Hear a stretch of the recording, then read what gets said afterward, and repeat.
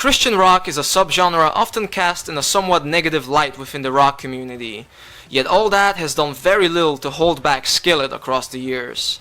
Since properly breaking through into the mainstream with their 2006 album Comatose, the band has not lifted their foot off the pedal, establishing themselves as mainstays on rock radio and one of the biggest names in the scene since the turn of the millennium. Despite the continued success, many have felt that the group had somewhat lost their edge on their last couple of releases.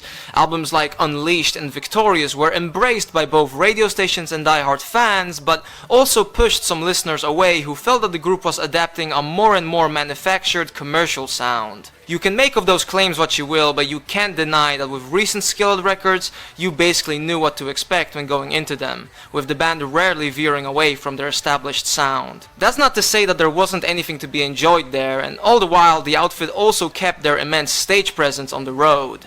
Fun fact, Skillet is actually still the last concert I've been able to go to, all the way back in December 2019, and they put on a great show. But here we are today with Skillet's 11th studio album Dominion.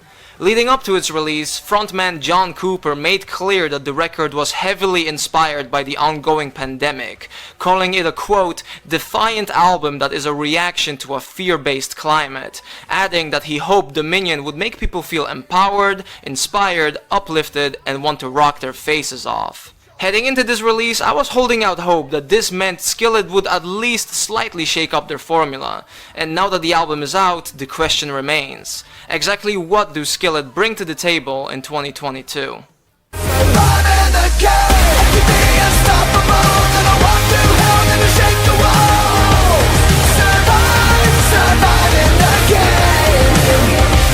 Album opener Surviving the Game was the record's lead single and first glimpse that fans got of the new album back in September.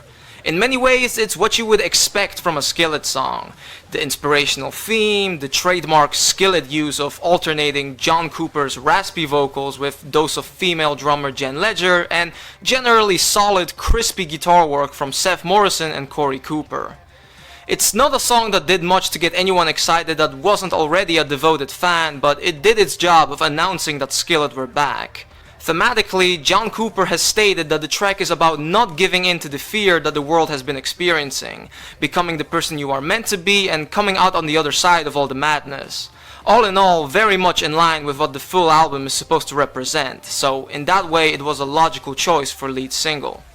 Moving on, it is followed by two more cuts that were also made public leading up to the album's release, in Standing in the Storm and the title track, both being some of the record's biggest highlights, even if they very much embrace the style you've come to expect from Skillet. It is songs like the title track though that I can't help but feel could have been more.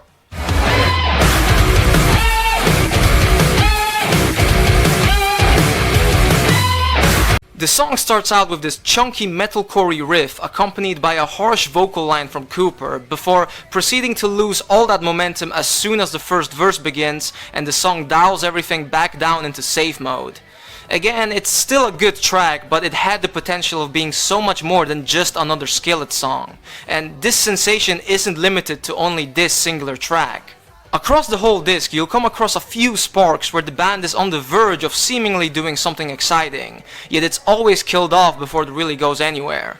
Almost like the band are their own fun police, not allowing themselves to stray too far from the path. One of the few times where it doesn't feel like Skillet just played completely safe is the album closer White Horse, yet instead of being a nice breath of fresh air to round off the record, it just ends up feeling like the opposite extreme, with the track becoming a somewhat incoherent electronic nu metal hybrid that's all over the place.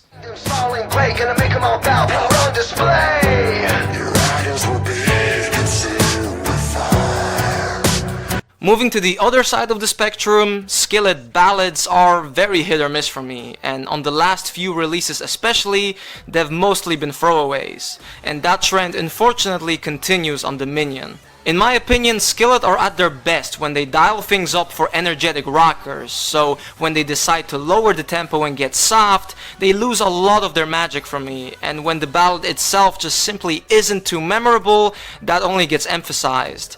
Case in point, songs like Valley of Death, Refuge, and Forever or the End. When listening to these types of songs, I just can't help but notice the formulaic vibe surrounding them, almost as if the writing process involved a checklist of everything that a Skillet ballad has to tick off. It's harmless, but in the grand scheme of the record, it not only somewhat derails the overall momentum, but also ends up feeling like filler. How did I get here? Was it something I said? When you said forever, is this what you meant? Is it wrong now? Of course, Dominion has its own share of Skillet-y highlights, like Beyond Incredible, Destiny, and Ignite, but you'll be hard-pressed to find moments in which the band successfully dares to experiment or try something new. And that's basically the story of this album. Dominion doesn't offer much else than just being another Skillet record. Sure, it is a good Skillet record, one that I personally feel is at the very least an improvement over its predecessor, but it's still a rather predictable and by the numbers ride from start to finish that largely carries over the same trends we've heard from the band on their recent output. Sure, the general subject matter of surviving and not giving in to your demons, etc. might be relevant to these current times in the pandemic, but it's no different to themes that Skillet had already often covered in the past. In fact, it's exactly those themes that they have been criticized for overdoing. On one hand, you could say that this is simply a problem with Christian rock in general, as the genre limits the possibilities for themes to an extent. But all the while, Christian bands like F.A.D manage to do a much better job of switching things up in this regard. Again, the music in question here is not bad by any means, but it is certainly very familiar to things Skillet have done many times before, and while listening to it, you can't help but catch at least a slight feeling of déjà vu.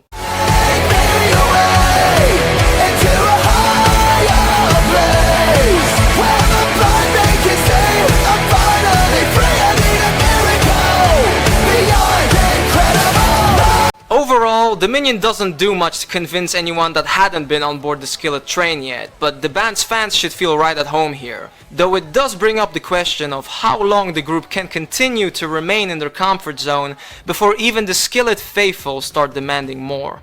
Those are my thoughts, but let me know in the comments below what you guys think of Dominion and Skillet. For now, that was it from me. My name is F.A.D, I hope you enjoyed, and I'm gonna see you guys in my next video. Bye.